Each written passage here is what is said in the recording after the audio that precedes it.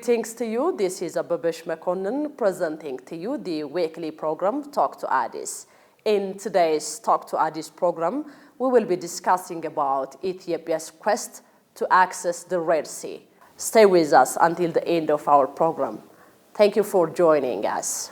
Thank you, Your Excellency. Please, would you introduce yourself to our viewers? My name is Sadik Adem. I'm MEP, member of House of People's Representative of Ethiopia, as well as a member of Foreign Affairs and the Peace Standing Committee.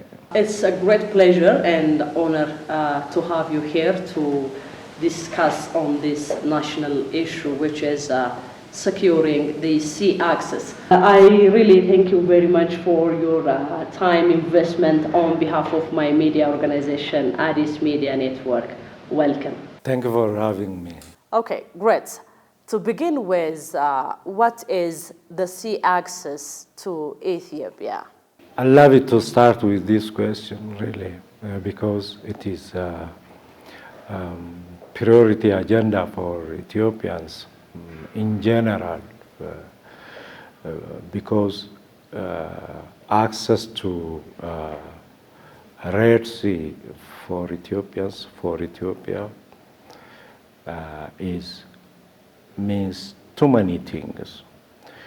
We can say that in terms of security, in terms of economy, in terms of development, in terms of having an efficient and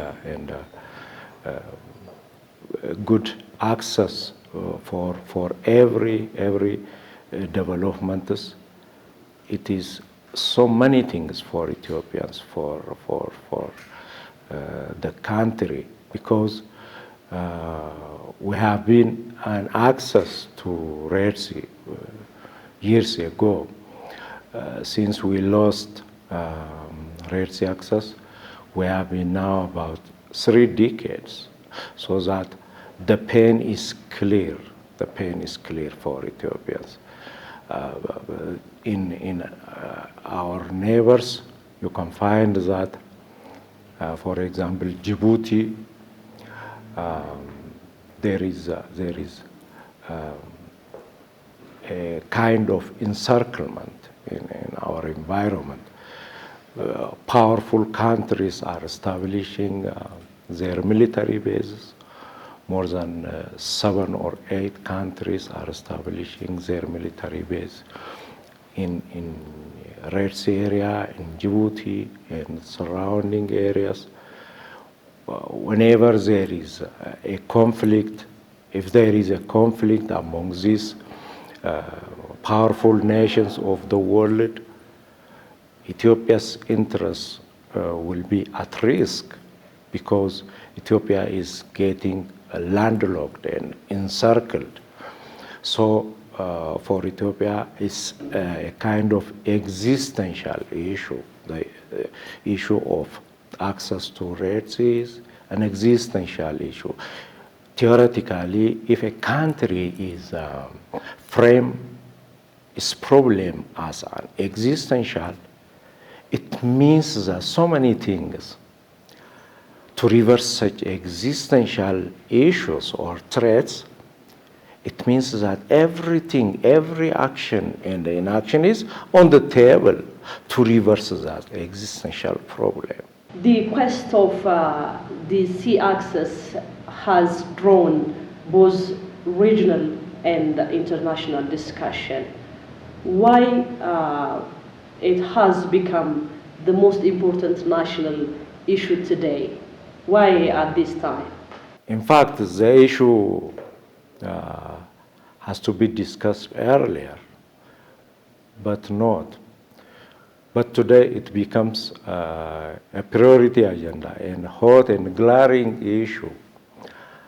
I think the major factor for this is a fundamental circumstantial change in Ethiopia, be it in terms of foreign policy, in terms of regime change, in terms of leadership change, in terms of removal of past 3 decades harassment and embarrassment that makes the community in the resentment of disconnected from access to the Red Sea.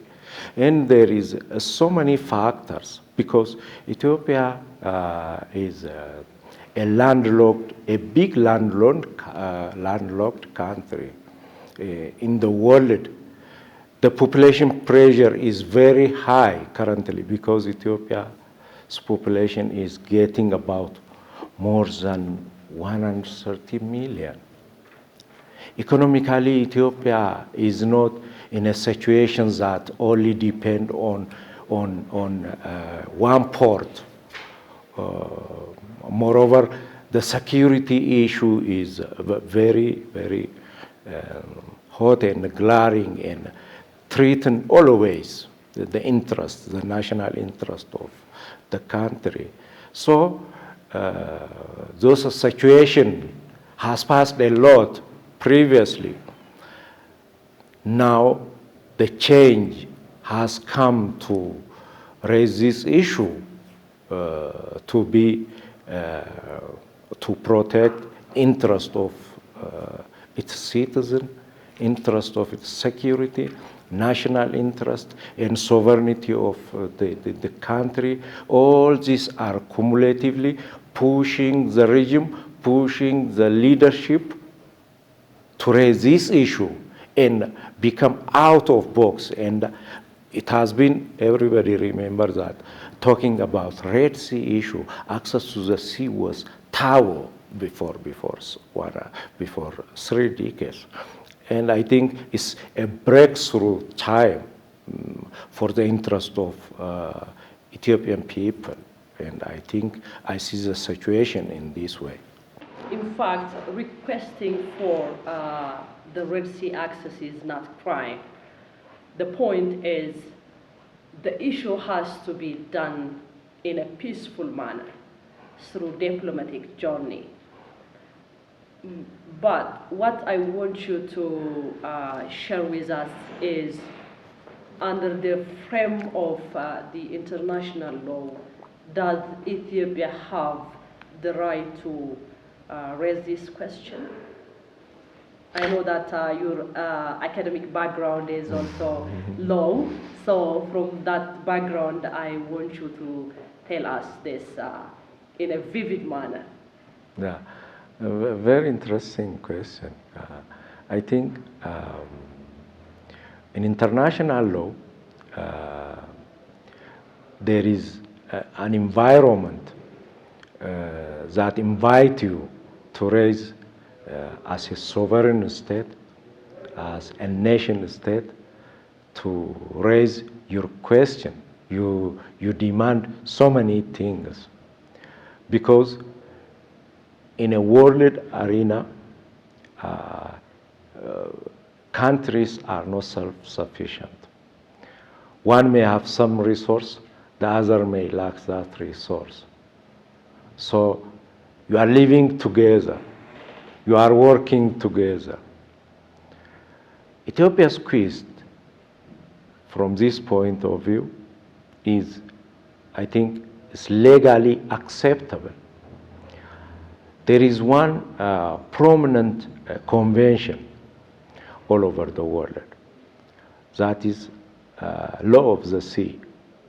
If you look at Law of the Sea, Article 124 to 133, there is so many issues in those articles that has created a conducive environment for Ethiopia's quest, you see. So not only this convention, but also there are more than 4 or 5 conventions all over the world. In addition to this, there are customary international law.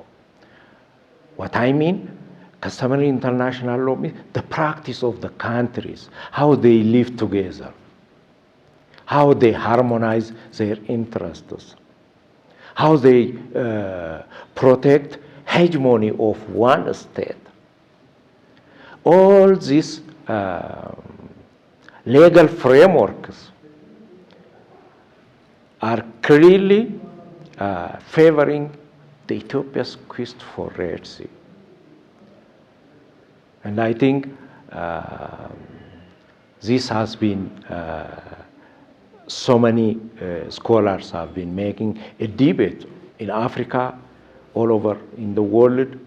There are also countries who get successful in this area using this international legal frameworks. So I think Ethiopia's quest is appropriate. It is at an important time, and the existing environment and customary international law also is favoring Ethiopia's quest for the Red Sea, and it needs to go forward together, to be united, to come together, to avoid being divided as a society. If we follow this approach, I think the question will get proper answer for the Ethiopian people. Let's come to the question which is related to the House. How does the Parliament interpret this constitutional or legal grounds of Ethiopia's claim of sea access, Your Excellency? Can you reflect on this? The House of People's Representative of Ethiopia is currently abided by rule of law. Basically, it is conducting its everyday business based on the Constitution of 1995. According to this Constitution, the government is duty-bound to create a conducive environment for its citizens, so that its citizen has work and live in a conducive environment. And the House is now creating several proclamations, rules and regulations, at the same time creating diplomatic relations with different countries, as well as public and friendship connection with neighboring countries and all over the world.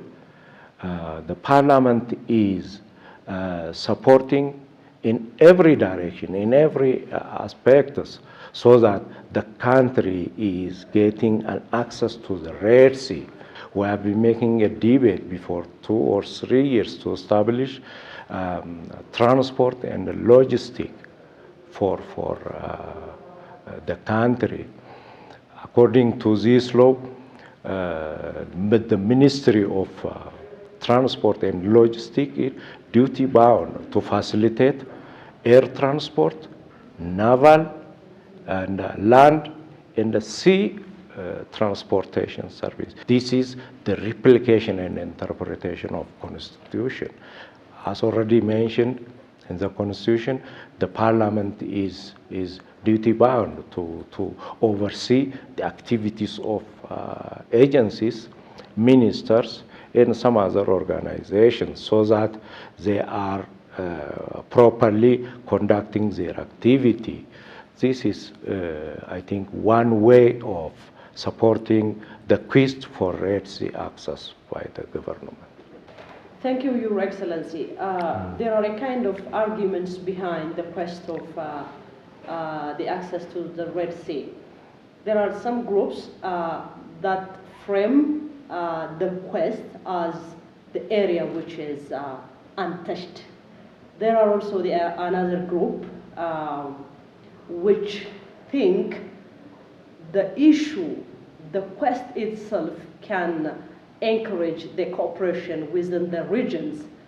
The other group also think the question might create a kind of conflict striking issue. What do you think towards this issue? I think the issue is very hot, and also there is a misconceptions and misunderstanding on this area. Why? Because currently some scholars or some rebellion groups or some diasporas are thinking that requesting, asking, demanding Red Sea access is a kind of creating conflict with the neighboring environment, the neighboring countries.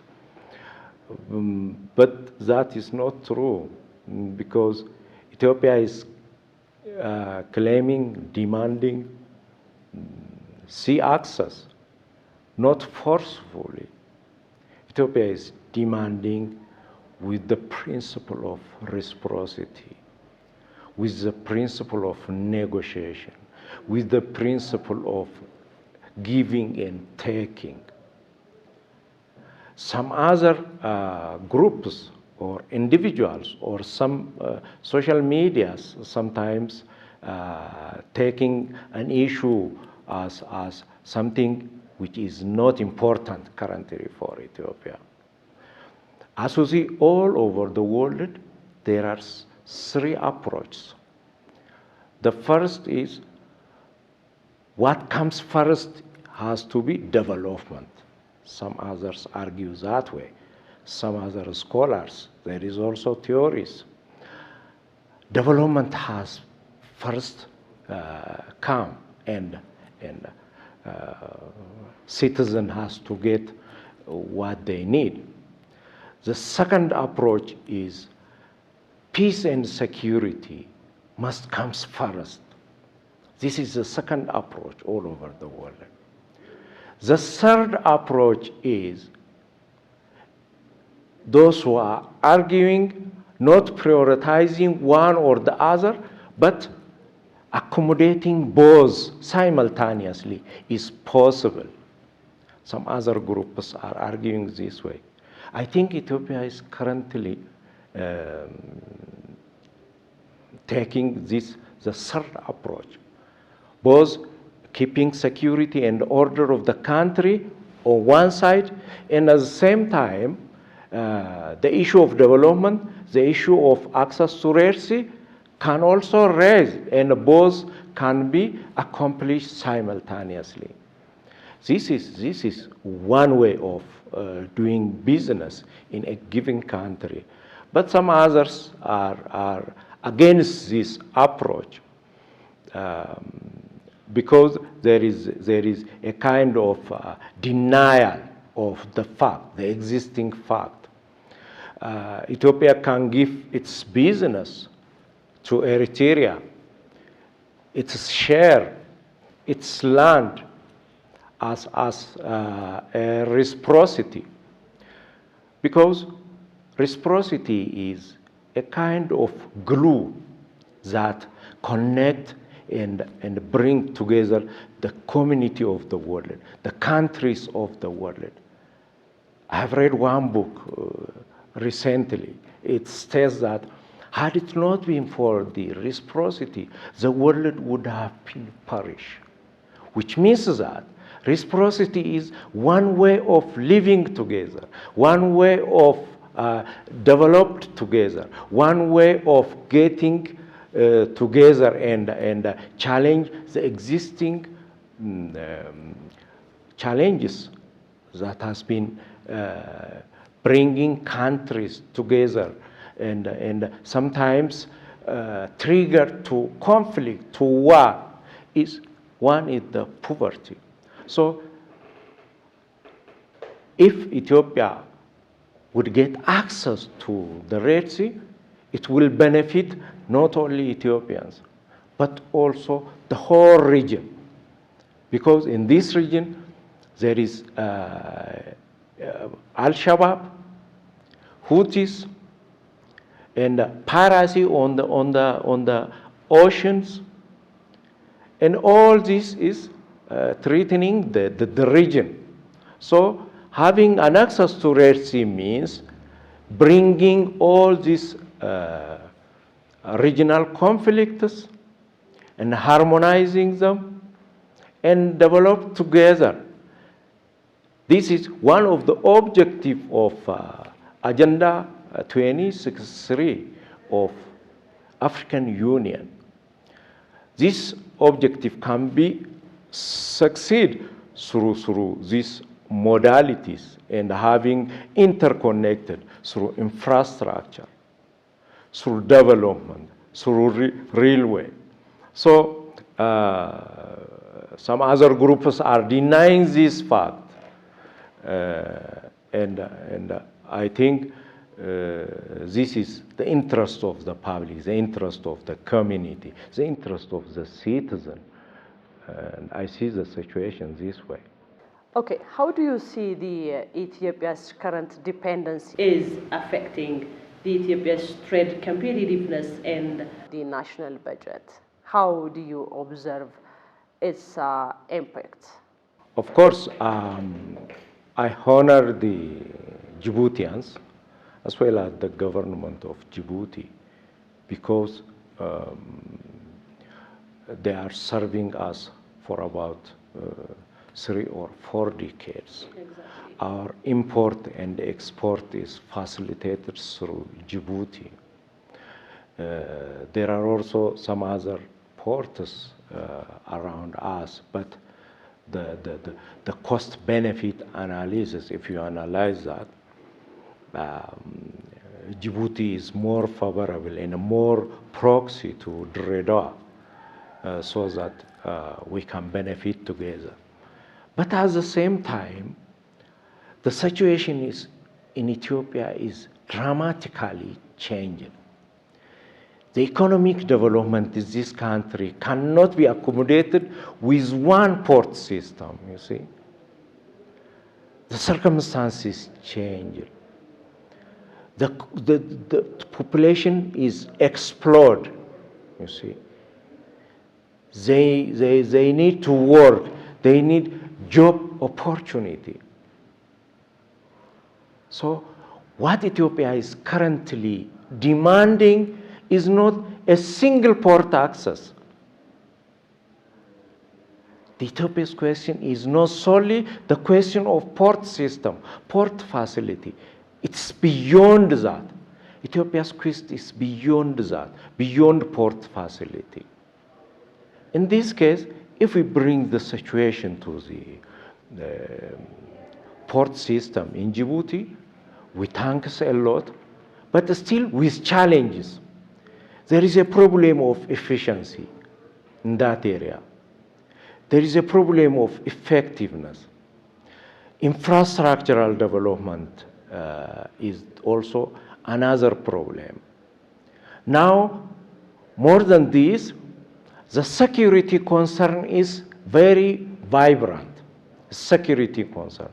Whenever those powerful countries collecting and confronting on Djibouti is fighting one another, all Ethiopia's interests will be in danger. Everything will seize up, which means that Ethiopia is under serious and imminent danger. You cannot import medicine, fertilizer, construction material, or so many goods and products. So, in this way, Ethiopia's demand is so high. At the same time, the rent expense is damn expensive in Djibouti. The price, the costs that you would have made it for other development, you are paying annually more than 2 billion USD for rent purpose. This may affect so many things, not only in terms of money, but also in terms of opportunity costs. $2 billion for Ethiopia is very big money. We can use it for other developments for the road, for the health construction, for tap water, for rural community. And this is sometimes, if you see that way, if you look that way, it's somewhat touching your feeling, you know. If it will be successful, how can it support to achieving the goal of Agenda 2063? Would you think the access of Red Sea would significantly bring an impact to achieving the goal of Agenda 2063? Very interesting question. If you look at the major objectives of Agenda 2063, one of its agenda is development. One of its agenda is equity.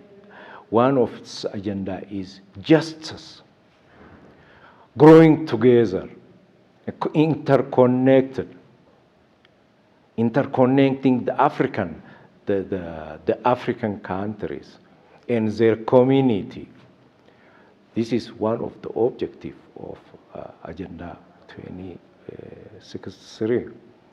If we bring the achievement of these objectives align with the Ethiopia's quest for Red Sea access, it's directly related with this issue, because our security will be guaranteed. Secured society, secured community, living together to prosper in the future and develop with other neighboring countries. Empowering the community in a sense that the community culturally, socially, they are interrelated. Especially the East African countries have a common culture, common religion, common behavior, common psychological makeup even. If you take Sudan, if you take Somalia, Djibouti, Eritrea, they are one community, but in different system. This bringing together the community itself is one of the objectives of Agenda 2063. So all this can be accomplished provided that Ethiopia has get an access to Red Sea and develop together and harnessing its natural resources, including its transboundary rivers. So I think it impacts a lot as a whole, the continent, as a whole in the region, and as a whole bringing all the countries together. For instance, now Ethiopia is supplying for Djibouti electricity, drinking water, railway connected, road connected. The same is happening with Sudan. The same is happening with Kenya. The same will be carried out with Eritreans, because Eritreans and Ethiopians are one community, as they are brothers. They have been living together. They are one community. But accidentally, a sort of groups snatch Eritrea from Ethiopia, snatch Assad from Ethiopia by force, unlawfully, illegally, breaching international law, breaching customary international law. So I think the issue Ethiopia is raising now is within the framework of the legal system is a proper and right question that Ethiopia is raising. That is why all over the world, the leaders of different powerful countries are supporting the quest for Red Sea access for Ethiopia, so long as it is proceed peacefully, with negotiation, with deliberation, with give and taking, and it supports us in many ways, the region, Ethiopia itself, because now the country has to get into competitive advantage, not only comparative advantage, but it has to shift to competitive advantage. Trade transaction with all countries of the world. Ethiopia is now is not in a position that it had been 3 decades ago. Ethiopia's economy is now booming, boosting up. It needs so many things to import, so many products to export, and at the same time imports so many goods, medicine, fertilizer, so many food stuff is coming from abroad and imported to Ethiopia. One of the problems that access to Red Sea is bring to Ethiopia is an inflation, imported inflation. Now you can see medicines in Addis Ababa is damn expensive. You can take fertilizer, you can take different food stuff. You can see several construction materials. They are coming from abroad. The port you are using is damn expensive. At the same time, they lack efficiency and effectiveness. The environment is a kind of sabotaged process in the area. So all this, what you bring from abroad is incurred a high price, and you bring it to Addis. And so that with this imported inflation, the community is suffering now with different conditions. I think all this will be reduced and minimized to fair condition. So I think its implication, its positive, in fact, is multifold. What is expected from the international institutions like IGAD and African Union in terms of mediating or supporting Ethiopia's quest? The prime objective of IGAD, as well as AU, as well as some other international organizations, including United Nations and its organization, all are duty bound to bring peace and order among all the countries through mediation, through good office. If you look at United Nations Charter Article 33, you find more than 6 or 7 modalities to settle the dispute among countries. The same holds true for IGAD. One of the reasons IGAD is becoming an organization is to bring development in these member countries, the 7 countries, IGAD members, to bring peace and order. If there is any dispute among these countries, to bring them to round table discussion. The same holds true for African Union. So I think it's paramount important.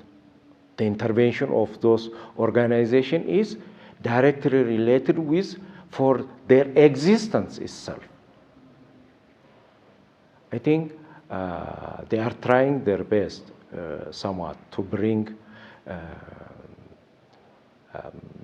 the conflict in the Eastern Africa, be it between Ethiopia and Eritrea, be it between Ethiopia and Sudan, be it between Ethiopia and Egypt.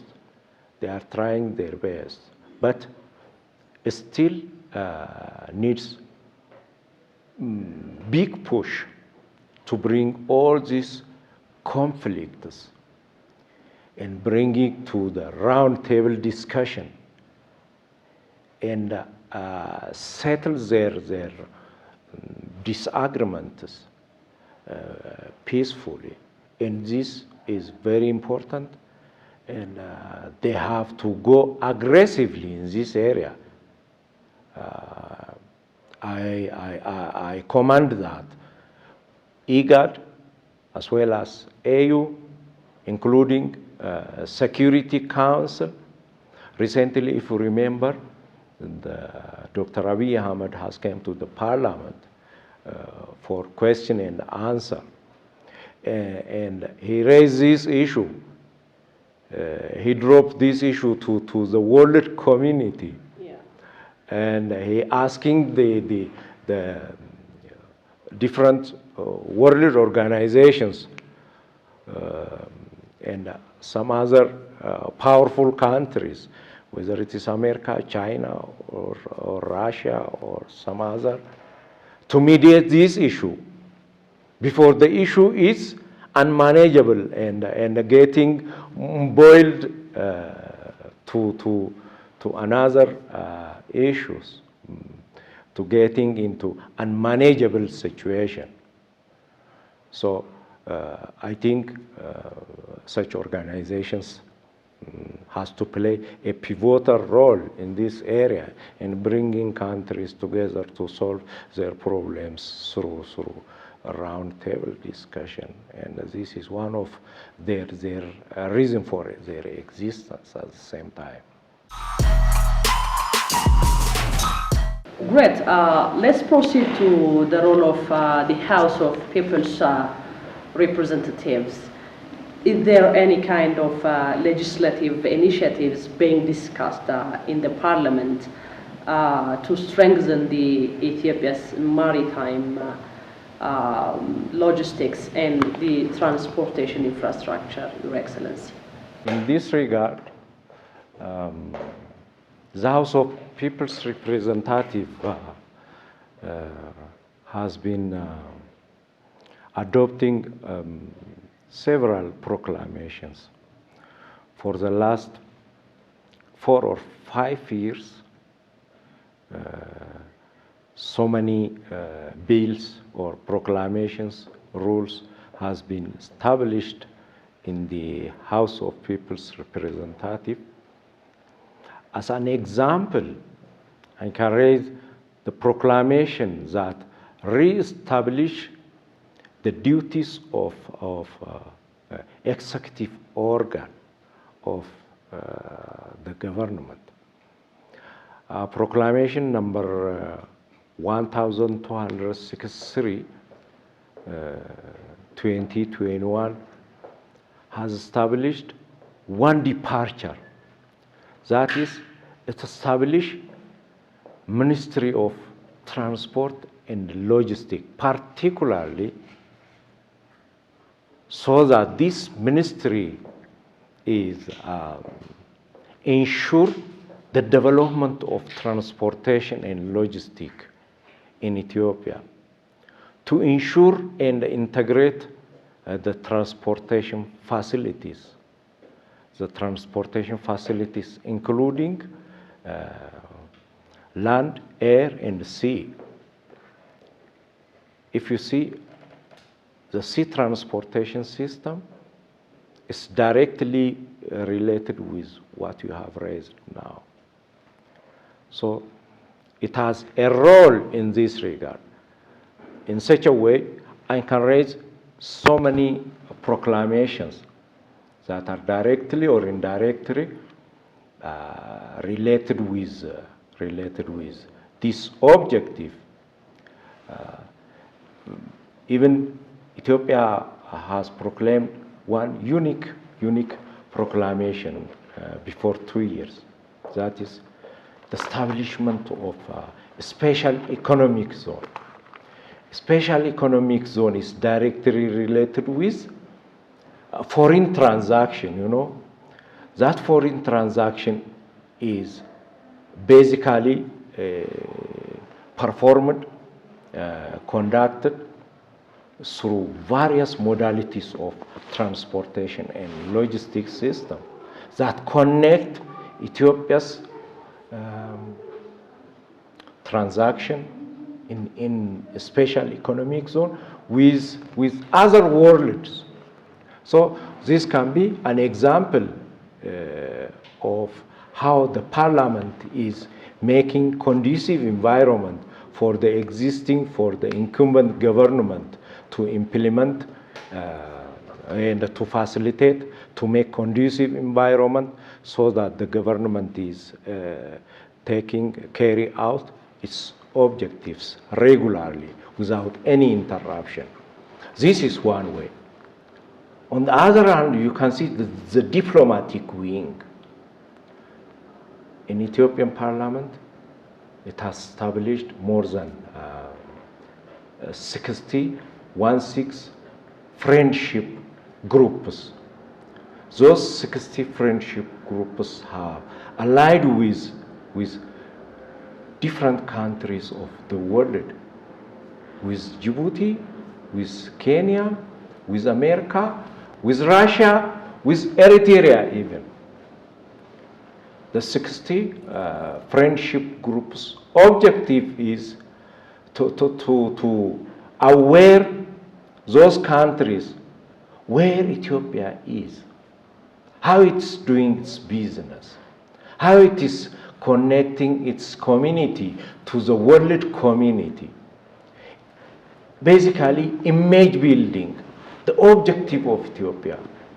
Why it needs rare sea, why it needs ports, why it needs access to rare sea. All this is a kind of promotion, a kind of facilitating, a kind of creating awareness among the world community, so that Ethiopia's quest is not forceful, is not by force, but through diplomacy. This is another way that the parliament is pushing and supporting the quest the government of Ethiopia is currently raising. As a landlocked nation and growing economies, the issue touches politics, security, and diplomacy in the Horn of Africa. So the point is it needs peaceful diplomacy, negotiation, as diplomacy is the art of communication and the art of creating mechanisms for solution. So what measure is Ethiopia taking to engage the neighboring countries to achieve this question in a peaceful manner? If you evaluate the power balance all over the world, if you review the power balance in Africa, and if you evaluate the power balance in the East Africa, in the Horn of Africa, I think the balance is clear now. There is no single country that voice, that sound, that Ethiopia should not have an access to the sea. No one react this way, react negative way. Every country, every big nations are supporting Ethiopia's claim. As everybody remember, Ethiopia's foreign policy is from in to out. So the first priority for Ethiopia, according to the foreign policy of Ethiopia, is its neighbors, you see. Its neighbors is very pivotal for Ethiopia's quest for Red Sea access. Because if you take Kenya, Sudan, Djibouti, Somaliland, all do have access to the sea. And even the far Tanzanians themselves are responding to the question of the Prime Minister. They say, welcome to our country. We do have an access to the sea, so that if you like, you can come and negotiate. They are responding, you see.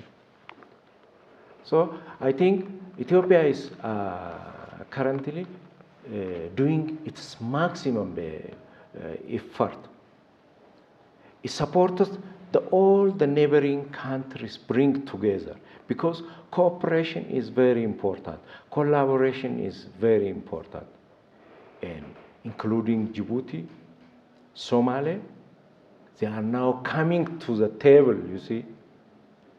We didn't say that Ethiopia should not access to the Red Sea, but we are saying Ethiopia has to get access to the Red Sea peacefully. They are changing their question, you see. This is one of the results, one of the outcome of what? Diplomacy. Your Excellency Sadik Adem, the member of House of People's Representative, I have concluded my question that I have by my side. But before we do conclude, if you do have any message, idea, recommendation to deliver, I would love to give you the last chance. My last message is for especially youth community. Ethiopia is currently, it is state building and nation building is not completed, you know. It is on the process. Who will complete this process? The youth community. In Ethiopia, more than 60% is currently from its population is the youth community. So this youth community has to distract the previous bad narratives and has to establish the current common narratives. Because some of the narratives that has been established previously are distracting this country, you know. One of the reasons, as the Prime Minister of Ethiopia, Dr. Abiy, has mentioned it in the parliament, we lost Assab Autonomous City with bad narratives that has been created in the previous years, you see. So the youth community has to deviate from this issue and open a new window for Ethiopians. I finally want to appreciate for your time investment, ideas, and in-depth discussion in general that we have made respecting the people represented you, as well as respecting our media, Addis Media Network, because I know that you are in a busy schedule. We have been talking even that you have been traveling here and there for several missions. So I really thank you very much for all ideas. Thank you. Thank you for inviting me, and I'm also so happy for sharing on this platform my views and opinion. Thank you. Dear viewers, this is all about the discussion we have made on the Ethiopia's quest of the Red Sea access with His Excellency Sadik Adem, a member of House of People's Representative. For today's session, we stop here. I, Ababish Mekonnen, have hosted you. Next week, we will be having with some another topic with another guest. Till then, see you. Have a great time.